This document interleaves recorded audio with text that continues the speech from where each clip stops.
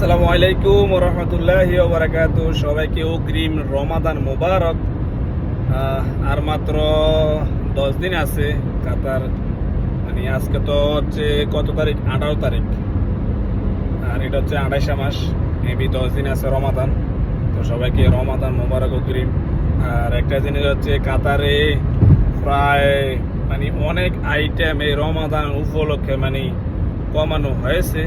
তো কিছু কিছু দেশে আছে, যেমন আমাদের বাংলাদেশে মূলত কিছু কিছু মানুষ আছে যে মানে রমাদান আসলে মূলত সামানগুলা, অতিরিক্ত সামানগুলা রেটগুলা বাড়ায় দেয়। এই হচ্ছে যে অবস্থা আজকে। মানুষ রমাদান আসলে বিভিন্ন দেশে সামানগুলা মানে রেট একেবারে কমাই দেয়, যাতে সবাই সুন্দরভাবে মানে কিনে খাইতে পারে আর কি, সস্তা পাবে। কিছু কিছু লোক আছে তো মানে খাইতে পারে না, এই হচ্ছে অবস্থা আর কি। তো ভাবলাম যে আমি সবার সাথে একটু শেয়ার করি কথাটা।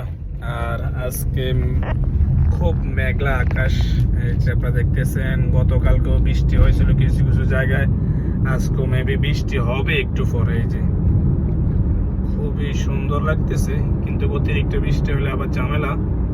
আর লাস্টে অতিরিক্ত বৃষ্টি হলে রোডের মধ্যে পানি একেবারে আটকে যায়, এগুলো অবস্থা আর কি।